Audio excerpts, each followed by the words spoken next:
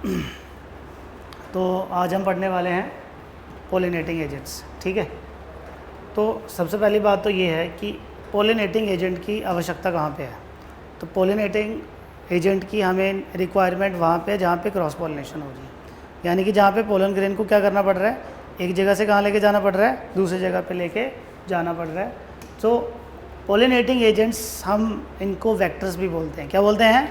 Vector, यानी कि जो कैरी करता है। कोई डिजीज़ भी हो सकती है, लेकिन यहाँ पे कैरी किसको किया जा रहा है? Pollen grain. किसको कैरी किया जा रहा है? Pollen grain. तो हमारे पास पोलिनेटिंग एजेंट बेसिकली दो तरह के हैं, एबायोटिक एंड बायोटिक। तो एबायोटिक तो फिजिकल फैक्टर्स हैं। कौन से फैक्टर्स हैं? यानी कि फिजिकली पोलन ग्रेन को कौन लेके जाता है। तो फिजिकली पोलन ग्रेन को या तो एयर लेके जाएगी या तो वाटर लेके जाएगा। And pollination by air is called anemophily and pollination by water is called hydrophily. तो हाइड्रोफिली हम दो तरह की पढ़ेंगे, एक एपीहाइड्रोफिली और एक हाइपोहाइड्रोफिली। दो टाइप्स की हम पढ़ेंगे, ठीक बात। अब अगर हम बायोटिक की बात करें, सो बायोटिक में तो एक बड़ी लंबी चौड़ी लिस्ट है हमारे पास, लेकिन जो एनसीईआरटी ने दिया हम उसी पे क्या करेंगे, फोकस करेंगे। सो बायोटिक में सबसे पहले तो आगे insects and pollination bye insects is called entomophily. इसमें 80% दुनिया की 80% जो पोलिनेशन है वो हनी बीज करती हैं। उसके बाद wasp, moths. Pollination by ants is called myrmecophily. Pollination by animals is called zoophily. अब एनिमल्स में कौन कौन से मेन एनिमल्स हैं जो पोलिनेशन करते हैं? सबसे पहले आ गया रेप्टाइल्स। रेप्टाइल्स में एनसीईआरटी ने दो एग्जांपल्स दिए हैं, garden lizard and gecko lizard. Rodents में आगे स्क्विरल्स एंड रैट्स। रोडेंट्स ज़्यादातर उन्हें कहा जाता है सीड ईटर्स होते हैं। क्या होते हैं? Seed eaters. उसके बाद प्राइमेट्स में आगे लेम्यूर्स, मतलब चिंपैंजी जो लंगूर वगैरह रहते हैं, क्योंकि ये भी फ्रूट्स वगैरह खाते हैं, फ्लावर्स वगैरह खाते हैं, तो उस दौरान पोलिनेशन हो जाती है। ट्री ड्वेलिंग में आगे जो पेड़ों में रहने वाले arboreals. Bats, pollination by bats is called chiropterophily. क्या कहा जाता है? Chiropterophily. Pollination by birds is called ornithophily. Bird में दो एग्जांपल आपको याद रखनी है, hummingbird and sunbird. Hummingbird दुनिया का सबसे छोटा बर्ड है। उसके बाद pollination by snails is called malacophily. तो ये तो स्टार्टिंग में क्या थे, पोलिनेटिंग एजेंट्स आपको बताए गए, बायोटिक एंड एबायोटिक। अब हमें जो अगली इंपॉर्टेंट चीज़ यहाँ पे पढ़नी है वो क्या है, तो हम यहाँ पे सबसे पहले पढ़ने वाले हैं एबायोटिक एजेंट्स को डिटेल में। यहाँ पे हमें डिटेल पढ़नी किस बात की, इसको आपको समझना है। तो हमें यहाँ पे डिटेल इस बात की समझनी है कि अगर कोई प्लांट या फ्लावर एयर पोलिनेशन कर रहा है तो उसके फ्लावर के क्या फीचर्स होने चाहिए, जिसको हम बोल सकते हैं फ्लोरल फीचर्स ऑफ एयर और विंड पोलिनेटेड फ्लावर्स, ठीक है। तो सबसे पहले हम बात करेंगे एनीमोफिली की। किसकी बात करेंगे? एनीमोफिली। तो यहाँ पे आपको एक बात याद रखनी है, एनीमोफिली हो या हाइड्रोफिली हो, इस साल नीट में भी क्वेश्चन आया हुआ है कि जो एनीमोफिली, एनीमोफिलस या जो हाइड्रोफिलस फ्लावर्स होते हैं, ये पहली बात तो अट्रैक्टिव नहीं होते हैं और ये पोलन ग्रेन भी प्रोड्यूस नहीं करते हैं और ना ही कोई नेक्टर प्रोड्यूस करते हैं। उस पर खैर अभी हम बाद में आएंगे। लेकिन सबसे पहली बात, एनीमोफिली और हाइड्रोफिली ये एक डायरेक्शनलेस प्रोसेस है, क्योंकि एयर तो पोलन ग्रेन को किसी भी डायरेक्शन में लेके जा सकती है। Number 2, wasteful. बहुत ज़्यादा पोलन ग्रेन्स की क्या होती है? वेस्टेज होती है। और उसके बाद it is a most common abiotic factor. अगर हम एयर और वाटर को कंपेयर करें तो उसमें से ज़्यादा कॉमन कौन सा है? एयर। लेकिन अगर हम ओवरऑल बात करें तो सबसे कॉमन क्या है? Honeybees, insect pollination. कौन सी वाली? इंसेक्ट। Is that clear? अब बात करेंगे हम फ्लोरल फीचर्स, यानी कि अगर कोई फ्लावर एयर पोलिनेशन कर रहा है तो उसके क्या फ्लोरल फीचर्स होने चाहिए। जेन्युइन सी बात है, pollen grains must be light weight. They must be, क्यों होना चाहिए लाइट वेट, बताना जरा। एयर उसको लेके नहीं जा पाएगी। उसके बाद पोलन ग्रेन्स का नंबर ज़्यादा होना चाहिए। क्यों? क्योंकि डायरेक्शन लेस और वेस्ट लेस प्रोसेस है। अब यहाँ पे मैंने एक एग्जांपल लिखी है एनसीईआरटी में, ऐसे बताने के लिए, जो मर्क्यूरियलिस होता है, ये एक बार जब इसके एंथर में एंथर जब डिहाइज करता है तो 1352 मिलियन पोलन ग्रेन्स वहाँ से रिलीज होते हैं, मिलियन। उसके बाद there should be a presence of inflorescence, यानी कि अगर इन्फ्लोरेसेंस होगी तो उस बात के चांसेस ज़्यादा हैं कि एयर पोलिनेशन सक्सेसफुल हो जाएगी। ये बड़ा इंपॉर्टेंट पॉइंट है, नीट का इंपॉर्टेंट पॉइंट है। एयर पोलिनेटेड फ्लावर के जो ओवरी रहती है उसमें जनरली सिंगल ओव्यूल होता है। बता सकते हो क्यों होता है ऐसा? बताइए। ज़्यादा ओव्यूल्स नहीं होते हैं। देखो मेरी बात सुनो, जितने ओव्यूल्स होंगे उतने ही मेल गैमेट्स चाहिए, यानी कि उतने ही क्या चाहिए, पोलन ग्रेन्स। अब क्योंकि पोलन ग्रेन लेके कौन आ रही है, एयर, तो अगर ओव्यूल ज़्यादा हुए तो पोलन ग्रेन भी ज़्यादा चाहिए। तो अगर ओव्यूल एक ही है तो हम ये तो एक्सपेक्ट कर सकते हैं एटलीस्ट एक तो आएगा। बात समझ में आ गई आपको कॉन्सेप्ट। चलिए, अब एनसीईआरटी ने यहाँ पे एक स्पेशल मेंशन किया है, अगर हम चाहते हैं, हम नहीं चाहते हैं, अगर फ्लोर ये चाहता है कि पोलिनेशन यानी कि एयर पोलिनेशन ज़्यादा इफ़ेक्टिव बने, तो उसके लिए फ्लोर में क्या क्या चीज़ें होना ज़रूरी है। एक दो तो हमने बता दिया, बाकी देखिए। सबसे पहली बात, पोलन ग्रेन्स का नंबर ज़्यादा। Pollen grains should be light and non sticky. बेटा अगर स्टिकी होंगे तो वो एंथर से छूटेंगे ही नहीं। अगली बात, स्टेमन्स जो हैं वो प्रॉपरली क्या होना चाहिए, एक्सपोज, ताकि पोलन ग्रेन उड़ के जा सके। ये बड़ी, अब ये बात बताइए आपको, स्टेमन यानी कि मेल। अब स्टिग्मा किसका पार्ट है, फीमेल का। It should be large, feathery, ताकि वो पोलन ग्रेन्स को क्या कर सके, ट्रैप। अब इसका एक मैकेनिज्म एनसीईआरटी ने हमें दिया है, बड़ा ही ब्यूटीफुल मैकेनिज्म है, तो एग्ज़ाम में सवाल आता है आप तो सुनिए ज़रा। तो यहाँ पे जो आपको एग्जांपल दी गई है वो दी गई है कॉर्न कॉब यानी कि मेज़, भुट्टा, साइंटिफिक नेम है जिया मेज़। साइंटिफिक नेम क्या है, जिया मेज़। बात समझ में आ गई। तो अगर आपने कॉर्न का प्लांट देखा हो, मक्की जिसको हम बोलते हैं, इस तरह का कुछ प्लांट होता है, तो नीचे की तरफ मक्की लगती है और ऊपर की तरफ आप देखते हैं कुछ ऐसे हेयरी लाइक स्ट्रक्चर्स होते हैं। तो एनसीईआरटी यहाँ पे क्या लिखती क्या है, ये फीमेल पार्ट है और ये कौन सा पार्ट है, मेल। अब फीमेल में क्या होता है, स्टिग्मा, स्टाइल एंड ओवरी। तो वो जो जब आप भुट्टे को ओपन करते हैं, उसका ग्रीन पार्ट बाहर से कवर, तो उसमें देखते हैं ना ब्राउन कलर का कुछ मूछें से निकली होती हैं। वो मूछें नहीं है, वो उसका क्या है, स्टिग्मा एंड स्टाइल। उसका क्या है, एनसीईआरटी इसको कहती है टेसल्स। ये क्या लिखा है देखो, tassels are stigma and style. तो ये बेसिकली क्या है, स्टिग्मा और स्टाइल है। बड़े ही अच्छे लफ्ज़ों में एनसीईआरटी कहती है कि जब हवा चलती है, क्या चलती है, तो ये हवा में वेव करते हैं। क्या वेव करते हैं, ये टेसल्स। क्या लिखा देखो, tassels wave in the wind. और ऊपर से क्या आ रहे होते हैं, पोलन्स, उनको ट्रैप करने के लिए हवा में क्या करती है, लहराती है। पोलिनेशन किसके द्वारा हो रही है, एयर के द्वारा। किसके द्वारा हो रही है, जो मेल पार्ट होता है इसको हम ईयर्स बोलते हैं। क्या बोलते हैं, ईयर्स। फीमेल को क्या बोलते हैं, टेसल्स। टेसल्स क्या है, स्टिग्मा और स्टाइल। एयर्स क्या है, इसका मेल पार्ट। बात समझ में आ गई आपको। अब जो एयर पोलिनेशन है, it is common in grasses family में, मतलब मोनोकॉट्स में ये ज़्यादा कॉमन पाई जाती है। ये भी मोनोकॉट फैमिली का ही प्लांट है। बात समझ में आ गई। एयर पोलिनेशन सिंपल है। स्टेट बोर्ड में तो स्ट्रेट फॉरवर्ड क्वेश्चन आएगा आपको, what are the floral features of air pollinated flowers. CBSE में थोड़ा ट्विस्ट करके पूछ लेते हैं, कैसे मैकेनिज्म पूछ लिया उन्होंने आपको। बात समझ में आ गई। चलिए अब चलते हैं आगे। अब नेक्स्ट कौन सा हमारे पास, हाइड्रोफिली। क्या है, हाइड्रोफिली। तो मैंने आपको क्या बताया, एबायोटिक में जो पानी और हवा है, इसमें ज़्यादा कॉमन क्या है, एयर पोलिनेशन। अगर हम वाटर पोलिनेशन की बात करें तो एनसीईआरटी यहाँ लिखती है, it is limited only to 30 genera of monocots. एक तो लिमिटेड है और मोनोकॉट के केवल 30 जेनर में ही ये पाए जाते हैं। कौन सी वाली pollination, water pollination. And it is less common, in fact quite rare. ये क्वाइट रेयर है।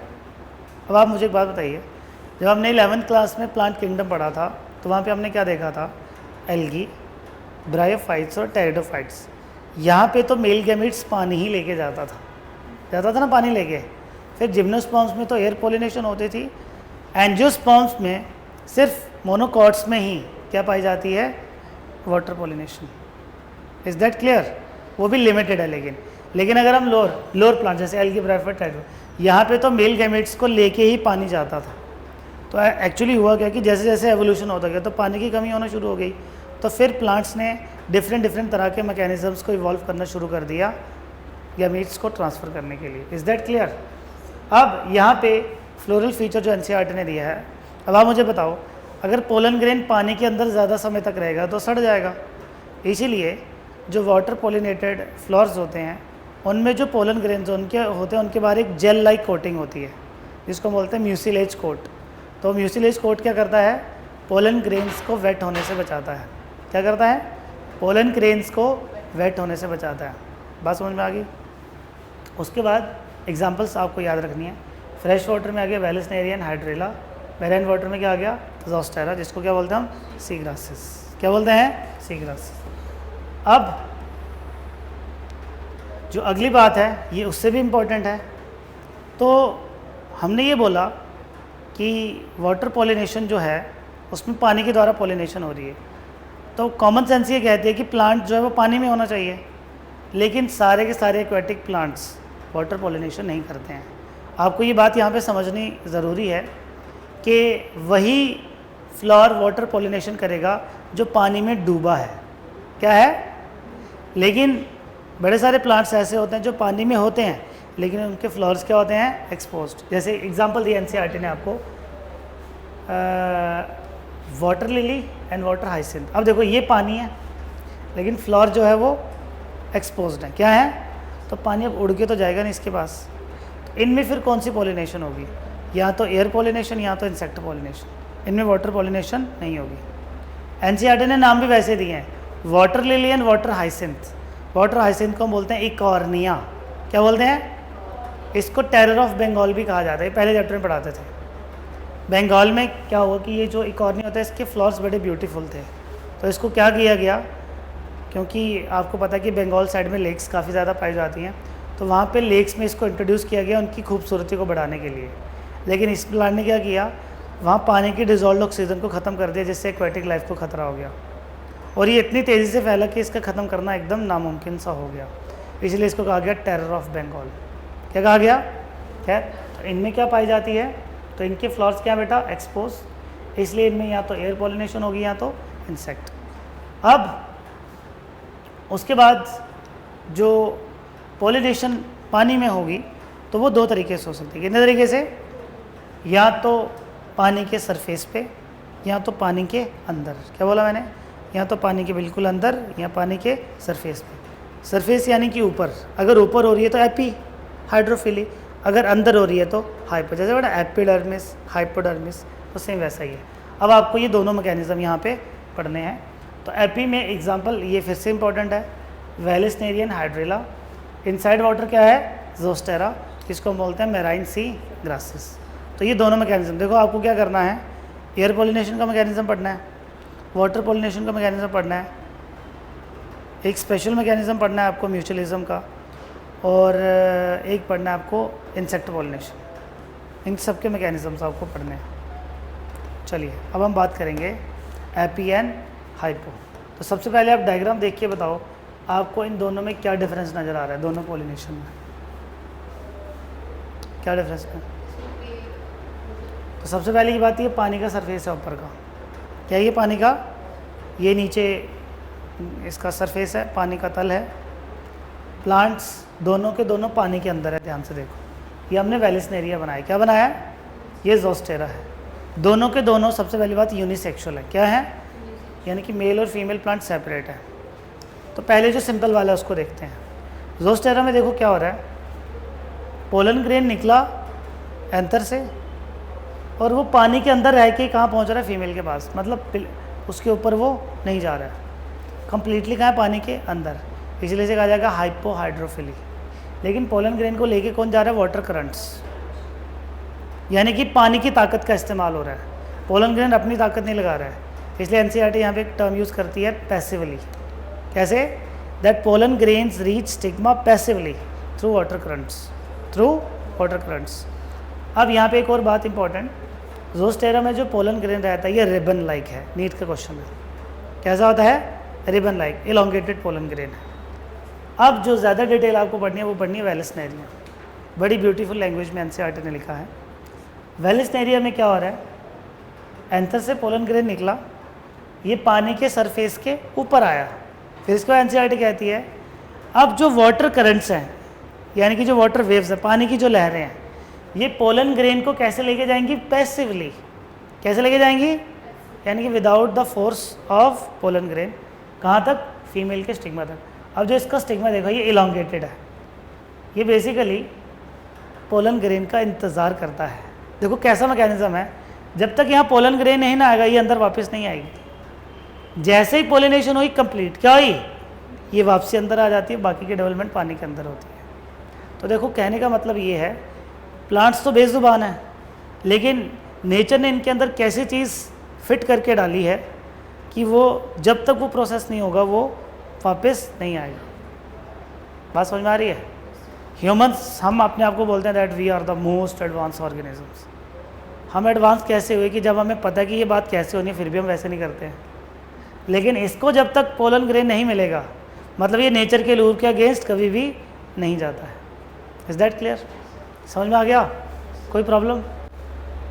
चलिए, तो ये जो इस बार नीट में क्वेश्चन आया था that water pollinated and air pollinated flower they are not attractive, इनको अट्रैक्टिव होने की आवश्यकता नहीं है। They do not produce nectar, रस जिसको बोलते हैं फूलों का, and they do not produce fragrance. है ज़रूरत ही नहीं है इनको। चलिए आगे चलते हैं। अब आ जाते हैं हम बायोटिक पे। किस पे आ जाते हैं? बायोटिक। तो बायोटिक का तो पहले से मैंने आपको बता दिया है। इंसेक्ट्स में बीज आ गई, बम्बल बीज, वेस्प्स, बीटल्स, फ्लाइज, मोथ्स। अब ये जो 2 पॉइंट मैंने यहाँ पे लिखे हैं, बैट एंड बर्ड्स, ये आपके एनसीईआरटी में नहीं है लेकिन बड़े बार ये नीट में देखे गए हैं। तो बस 2 फीचर्स आपको जानने हैं यहाँ पे। बैट पॉलिनेटेड फ्लावर्स जनरली डल कलर के होते हैं और लेकिन इनकी खुशबू काफ़ी ज़्यादा स्ट्रॉन्ग होती है। लेकिन बर्ड पॉलिनेटेड, अब बर्ड को क्या चाहिए फूल से, ज़रा बताना, क्या उसकी अट्रैक्टिवनेस चाहिए? नहीं चाहिए, मतलब एज अ बर्ड। लेकिन फ्लावर तो दिखना चाहिए दूर से, इसलिए वो ज़्यादा ब्राइट होते हैं। क्या होते हैं? ज़्यादा। उसके बाद खुशबू इनमें जनरली एब्सेंट होती है, लेकिन इनमें नेक्टर बहुत ज़्यादा होता है, यानी कि जो फूलों का रस है वो काफ़ी ज़्यादा पाया जाता है। Is that clear? चलिए आगे चलते हैं। तो हमें यहाँ पे सबसे पहले क्या पढ़ना है, क्या पढ़ना है ज़रा बताना? Floral features of insect pollinated flowers, कि अगर किसी फ्लावर को इंसेक्ट पोलिनेट कर रहा है तो उसके क्या फीचर्स होने चाहिए। Is that clear? Number 1, flowers are colourful and attractive. Obviously colourful भी होना चाहिए, अट्रैक्ट, ऐसे थोड़ी आएगा कोई वहाँ। फूल का साइज़ बड़ा होना चाहिए, या तो वो इन्फ्लोरेसेंस यानी कि ग्रुप ऑफ फ्लावर्स हो तो अच्छी बात है। फ्रेगरेंस होनी चाहिए, स्वीट नेक्टर, ये बड़ी इंपॉर्टेंट बात है। हनी बीज और बटरफ्लाइज को कैसी क्या पसंद है फूल में? अच्छी खुशबू एंड स्वीट नेक्टर।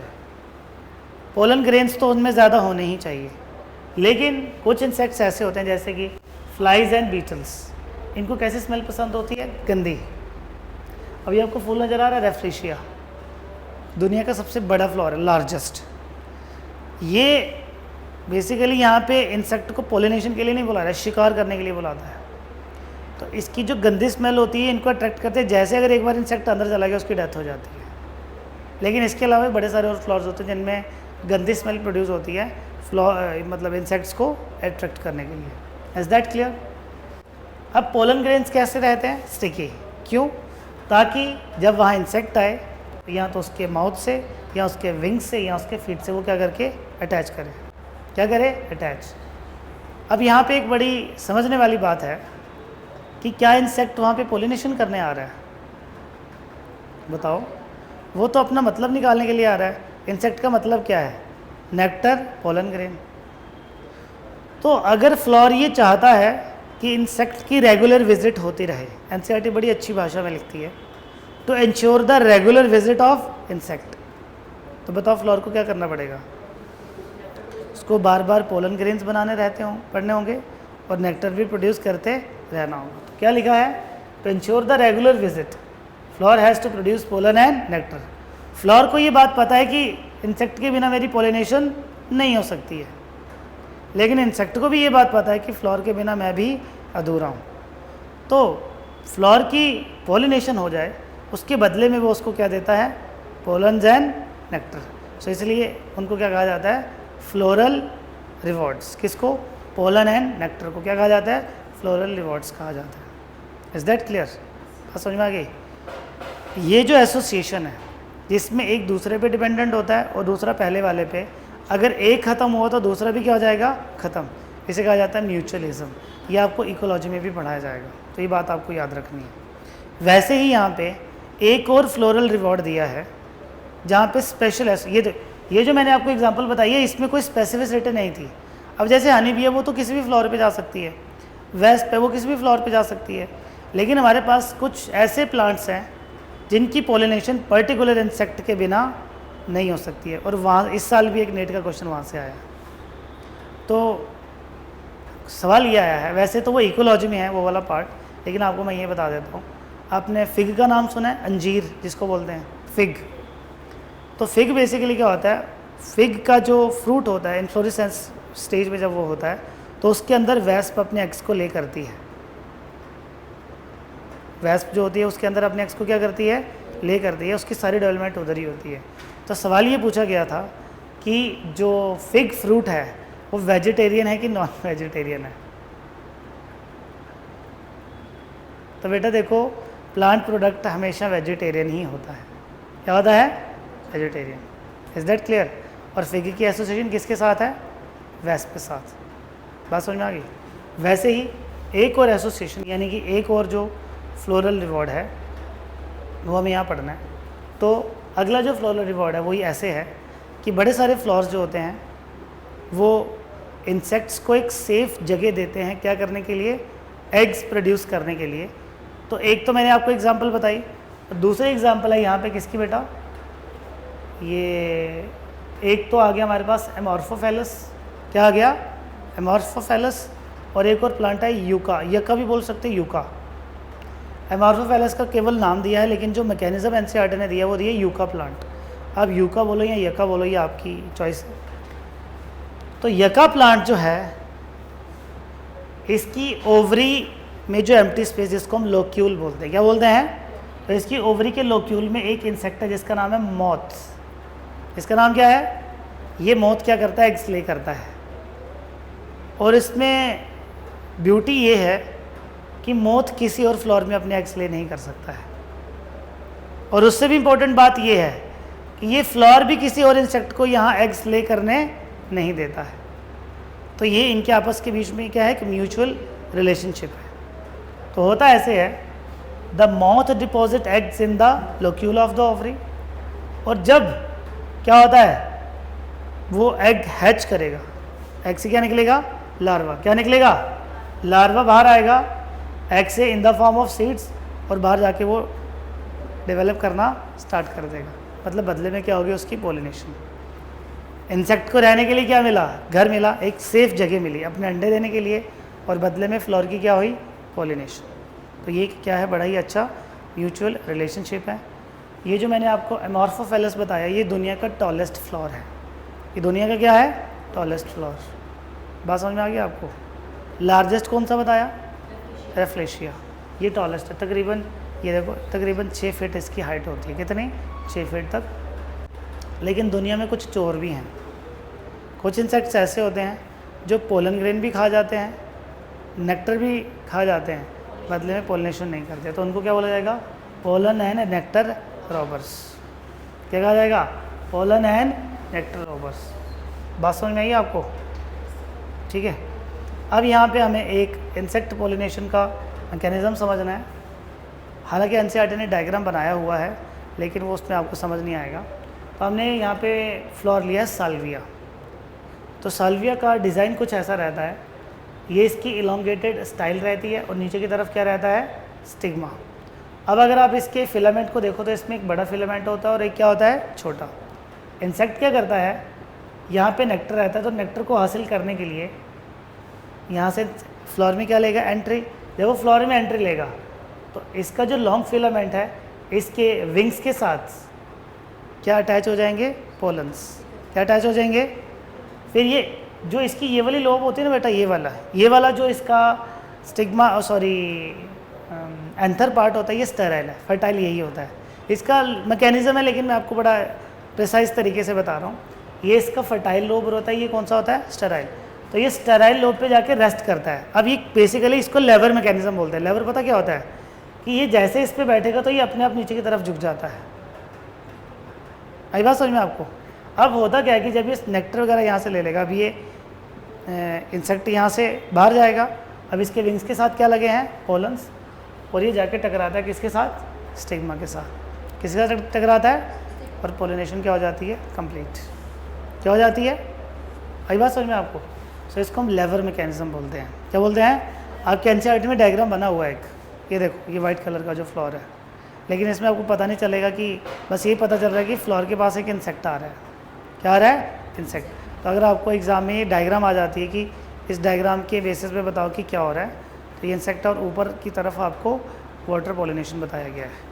ठीक है जी। इसी के साथ हमारा जो पॉलिनेशन का पार्ट है ये कम्प्लीटली ख़त्म होता है। कम्प्लीटली क्या होता है? ख़त्म। ठीक है। अब हम जो अगली बात पढ़ने वाले हैं, तो देखिए जो पोलन ग्रेन है वो कहाँ पहुँच चुका है? स्टिग्मा के पास। कहाँ पहुँच चुका है?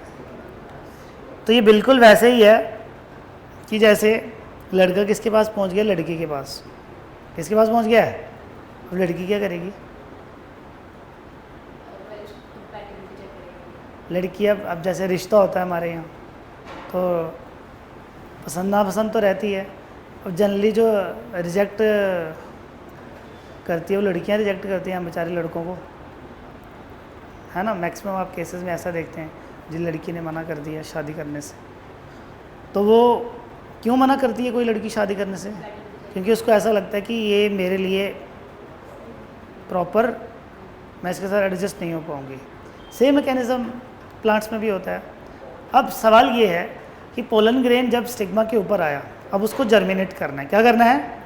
तो आपसे सवाल ये है, अगर वो जर्मिनेट ना करे तो उसके जर्मिनेट ना करने के क्या कारण हो सकते हैं, बता सकती हो?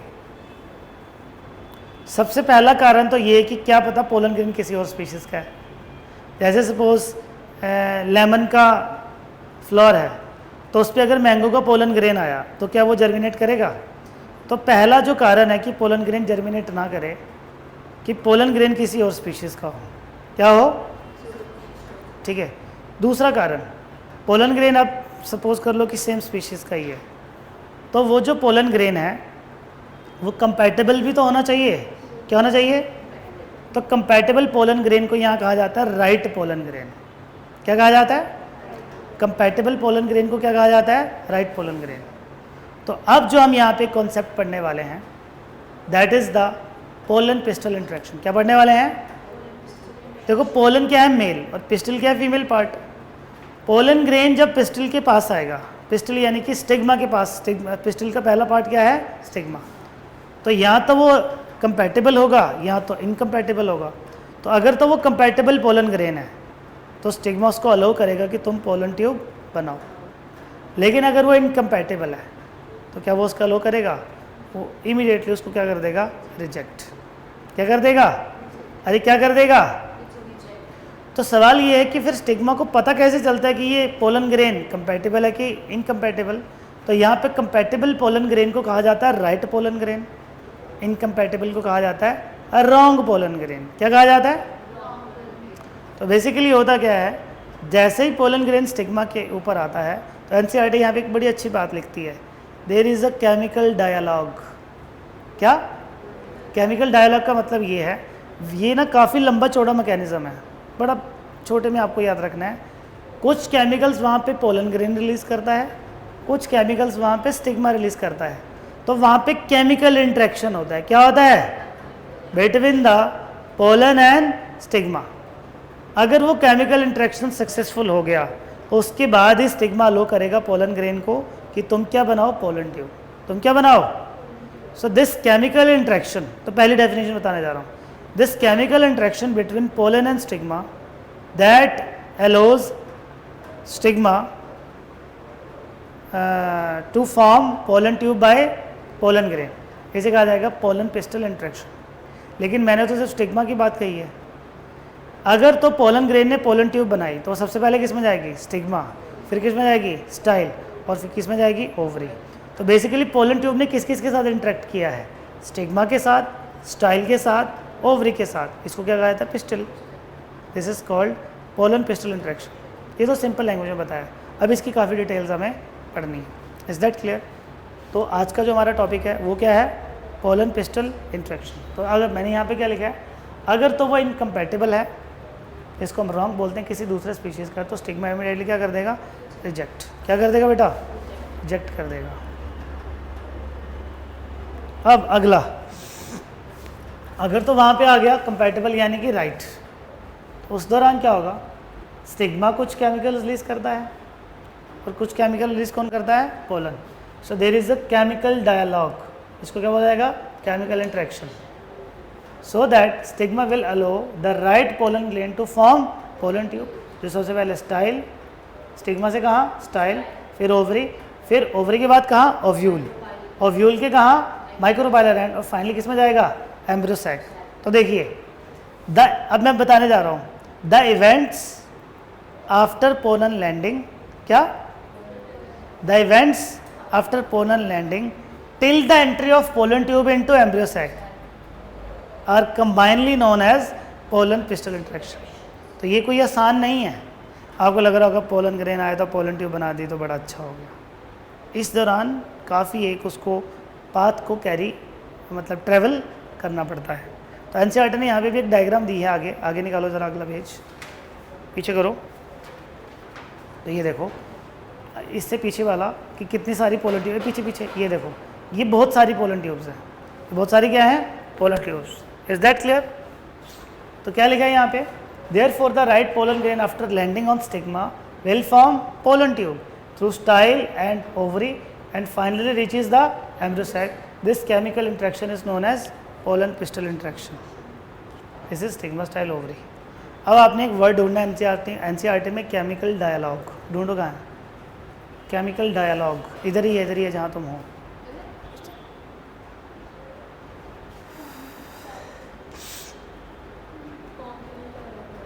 क्या लिखा है,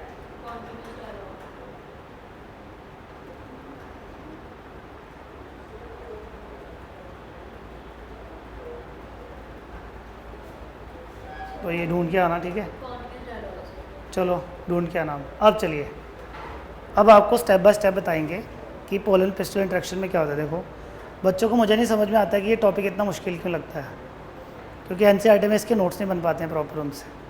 आपको समझ में आ गया कि मेन क्या हो रहा है, आप स्टेप बाय स्टेप देखते हैं। तो क्या लिखा है, चक्षु पढ़ना, क्या लिखा है,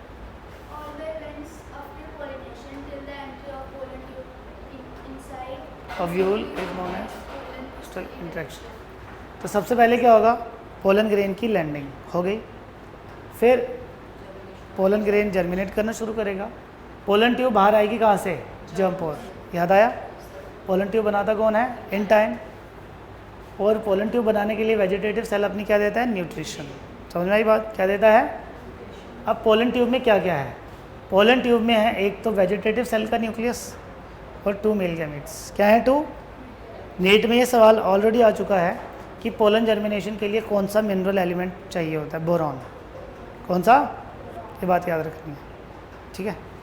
तो अब आगे देखिए, अब जो अगली बात मैं बताने जा रहा हूँ, this is very very important, this is very very important.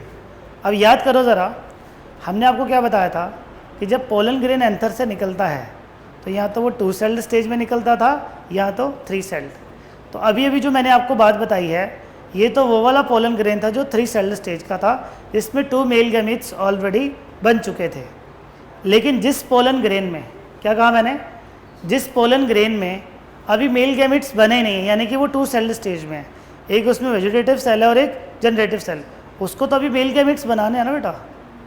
तो वो मेल गैमीट्स क्या पोलन ट्यूब बनाने से पहले बना लेंगे या पोलन ट्यूब बनाने के बाद बनाएगा, आपको क्या लगता है, बताओ आपको क्या लगता है कि पहले वो पोलन ट्यूब बनाए फिर मेल गैमीट्स बनाए, या पहले बना के फिर बनाए पोलन ट्यूब? तो देखो बेटा, अगर वो पहले बना के फिर बनाए तो वो तो 3 सेल्ड हो गया। कौन सा हो गया? तो देखिए, जो तो 3 सेल्ड वाला है, कौन सा वाला है, उसमें तो डायरेक्टली 2 मेल गैमीट्स और वो बना हुआ है वेजिटेटिव सेल।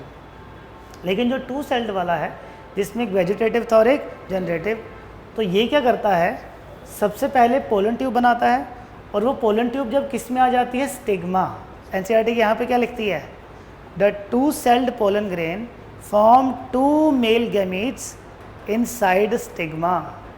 यानी कि जब वो पोलन ट्यूब किस में आती है, स्टिग्मा, तो वहाँ पे जाके जनरेटिव सेल क्या बनाता है, 2 male gametes. Is that clear? ये बात याद रहेगी आपको, तो नेट में सवाल आता ही है। आगे, अब जो पोलन ट्यूब है स्टिग्मा से कहाँ पहुँचेगी, स्टाइल, कहाँ पहुँचेगी, ये एनसीईआरटी के लिए, आउट ऑफ एनसीईआरटी बेटा नीट के लिए याद रखना है। स्टाइल दो तरह की हो सकती है, या तो हॉलो या तो सॉलिड। हॉलो स्टाइल में पोलन ट्यूब की ग्रोथ फास्ट होती है, अगर वो सॉलिड है यानी कि बीच में टिश्यूज़ हैं तो वो जो ग्रोथ है वो क्या होती है, Aahista Aahista. Is that clear? अब आगे चलते हैं। सो पोलन ट्यूब ओव्यूल के पास पहुंच गई किसके द्वारा, ओवरी। देखिए ओवरिस के द्वारा वो कहाँ पहुंच गई, ओव्यूल। ओव्यूल के कौन से पार्ट के पास आ गई वो, माइक्रोपाइलर। किसके पास आ गई, इधर बना देता हूँ डायग्राम। तो ये देखिए ये ओव्यूल है, क्या है ये, ओव्यूल। तो पोलन ट्यूब यहाँ पहुँच चुके हैं उसके माइक्रोपाइलर एंड पे।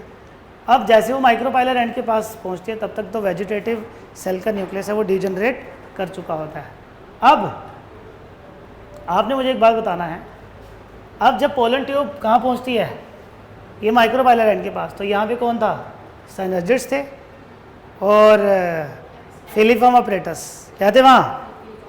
तो बेसिकली अब बारात आ गई है, लेकिन बारात में दूल्हे कितने हैं, दो।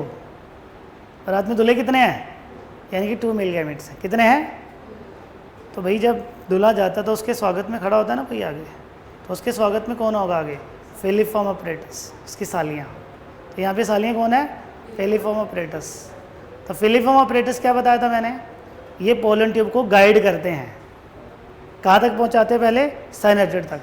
अब सवाल आपसे ये है, ये देखो कि ये जो हमने डायग्राम बेसिकली बनाई थी उसमें आपको हमने साइनर्जिड ऐसे और एक्सेल ऊपर बताया था, तो सही जो उसका ऑर्गेनाइजेशन होता है वो ऐसा होता है, एक्सेल बीच में होता है। एक्सेल कहाँ होता है, बीच में। तो सवाल आपसे ये है कि जब पोलन ट्यूब साइनर्जिड के पास आएगी तो क्या वो दोनों में एंट्री लेगी या केवल एक में लेगी, केवल एक में लेगी। केवल कहाँ लेगी, एक में। तो एनसीईआरटी इस बात को मेंशन करती है। सबसे पहला तो ये लिख दे, फिलीफॉर्म ऑपरेटर्स गाइड करता है। अब वो pollen tube will enter only, क्या लिखा है, वन ऑफ द साइनर्जिड्स। अब ये देखिए सिर्फ एक में मैंने एंट्री करवाई है। जैसे वो साइनर्जिड में एंटर कर गई तो पोलन ट्यूब वहाँ पे अपने कंटेंट्स को क्या कर देगी, रिलीज, और दोनों साइनर्जिड्स भी क्या कर जाएंगे, डिजनरेट। तो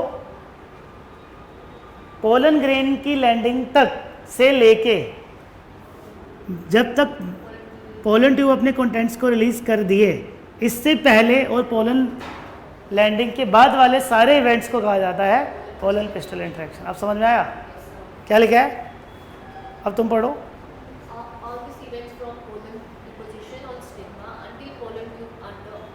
and together refer to as pollen pistil interaction. अब समझ में आ गया। तो बड़ा ही एक ब्यूटीफुल इवेंट है, बड़ा एक ब्यूटीफुल इवेंट है। लेकिन यहाँ पे प्रॉब्लम क्या हो गई है, प्रॉब्लम ये है कि दुल्हन एक ही है, दुल्हन, लेकिन दूल्हे कितने आ गए हैं बारात में, 2। अब इनका क्या होगा ये आपको हम अगले लेक्चर में बताएंगे। Is that clear? इसको बोला जाएगा फर्टिलाइजेशन। तो चैनल को सब्सक्राइब करना है, वीडियो को लाइक करना है, ठीक है। तो till then take care and have a good day.